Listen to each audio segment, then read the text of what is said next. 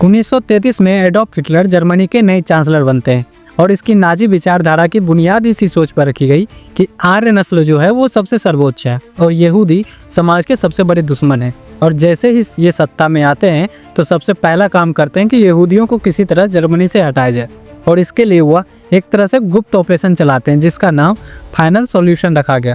Final solution इसलिए क्योंकि वो चाहते थे कि पूरे यूरोप से यहूदियों को सफाई किया जाए।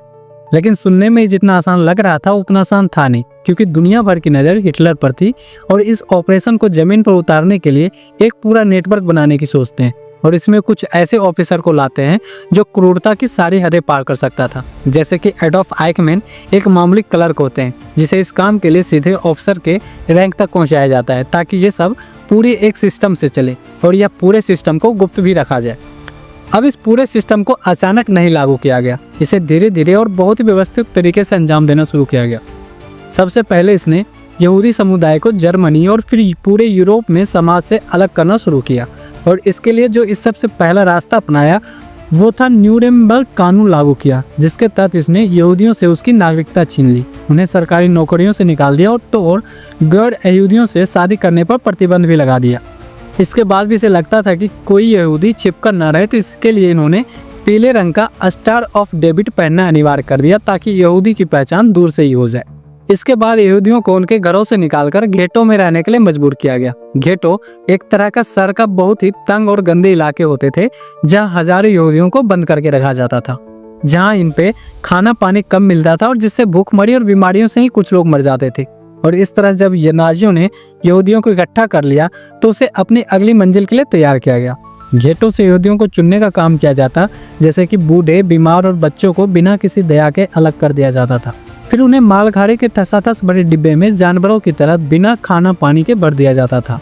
इस घुटन बड़ी अंधेरी ट्रेन में ना तो हवा थी और ना ही पानी, और यह सफर अक्सर कई दिनों का होता था जहाँ सैकड़ों लोग घुटन और भूख से ही दम तोड़ लेते थे।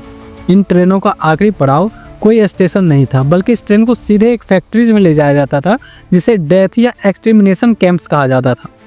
ट्रेन जैसे ही मौत के शिविर तक पहुंचती, उन्हें सीधे बड़े हॉल जैसे कमरों की ओर ले जाया जाता था, जहां पर इन औरतों, बच्चे, बूढ़े और बीमारों को सीधे मौत के लिए चुना जाता और इन लोगों को बताया जाता कि उन्हें नहाने के लिए भेजा जा रहा है।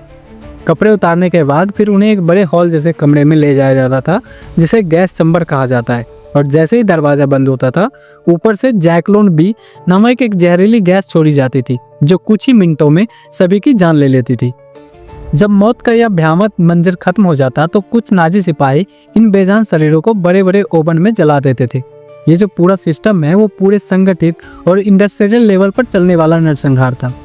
एडॉल्फ आइकमैन जैसे अधिकारी जो इस सिस्टम को चलाने में अहम भूमिका निभाई थी, क्योंकि उनका काम ही पूरे यूरोप से यहूदियों को मौत के शिविर तक पहुंचाना था।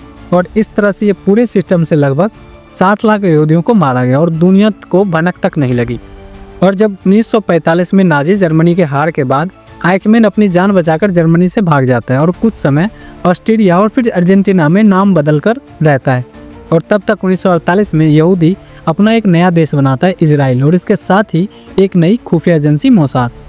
1960 में मोसाद ने एक गुप्त ऑपरेशन में आइकमैन को पकड़ा और उसे इजराइल ले गया।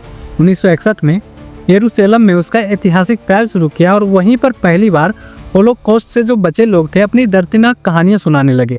और आइकमैन एक बुलेट प्रूफ पिंजरे में बैठा सिर्फ यही कह रहा था कि वह सिर्फ आदेशों का पालन कर रहा था। और इस तरह से ये जो पूरी घटना है लगभग 30 साल बाद दुनिया के सामने आई।